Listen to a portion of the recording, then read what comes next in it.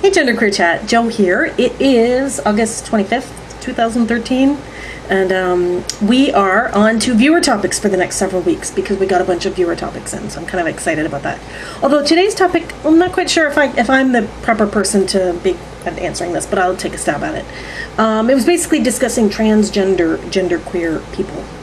A viewer currently identifies as genderqueer, but is leaning more towards transgender, and they want to know how what this is. It says, is this wrong? Of course it's not wrong, but okay. And I think one of the reasons I don't feel terribly equipped to handle or to answer that question is because I do not identify as transgender, and I don't know that I even 100% put myself on the transgender spectrum.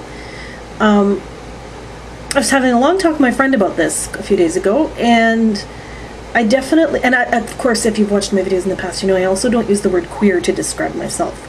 So maybe I'm a little bit different than most other people on this channel, but I definitely call myself genderqueer, and I definitely use the term gender variant or gender non-conforming. I'm just going to turn a lamp on here. It's a little bit better. This new video, well, it's another video camera. I keep using different video cameras, but I'm extremely backlit. Yeah, I don't use the word queer to describe myself, and I don't identify as transgender. I have no desire to ever take tea. I have no desire to ever, I was going to say get a breast reduction, but that's not true. I do want to get a breast reduction, but I would never, I don't know that I would, it's not high on my list of priorities. It's not, I don't have body dysphoria that way, the way some people do.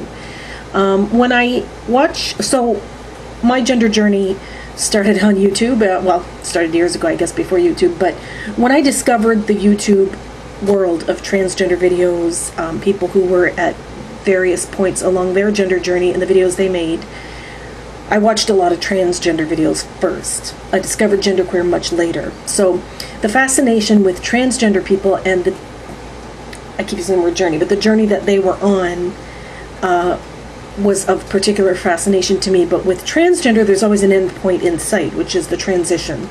A lot of times there's the reference to passing, or even in some cases, full surgeries, top and bottom surgery, and done. You're done when you've transitioned from one gender to the other in the binary.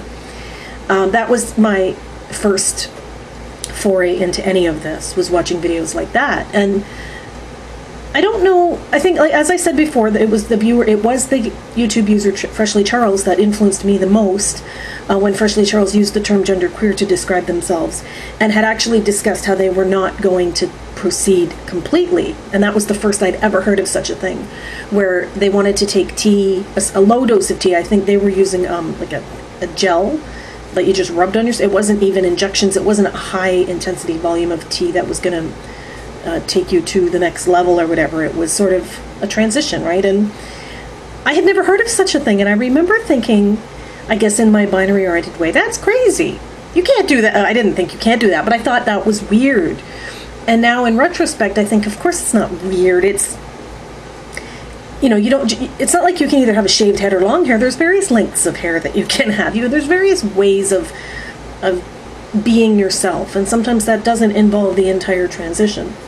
And that doesn't even involve transition at all. I don't need to become something else. In my case, I'm happy being me. And I just wish the world would see me as I see me. But it more has to do with things other than physical. In my case, for a lot of transgender people, the physical is a lot more pressing. It's a higher priority on their list of things to change, or things to, get people to notice. As someone who will never transition, I don't have a lot of advice to offer someone who is transitioning, other than, of course, you should be yourself, and you should do it, whatever you need to do to get to where you need to be, where you want to be, and you should never feel weird about calling yourself what you want to call yourself.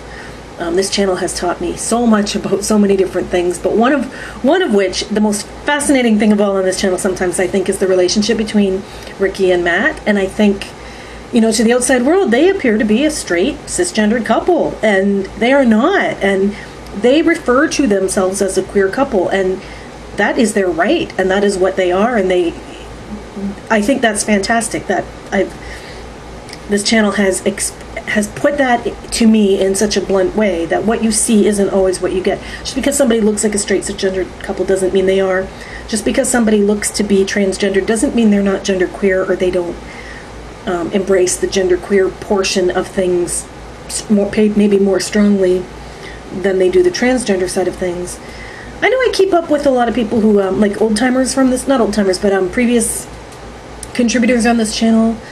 For instance, Ami, who became Gabe, and Gabe is actually a Facebook friend of mine, and I adore Gabe. Gabe transitioned. Gabe is male, and I don't know that Gabe uses the word genderqueer to describe himself, but it was a part of his journey. And there are other people, I'm sure. I don't know. I think that's the one that I watch the most, or that I keep the most in contact with. But lots of people on this channel were transitioning, and genderqueer was a step on the transition for them. And for the rest of us, this is where my gender journey kind of ended, and not in a bad way, in a good way.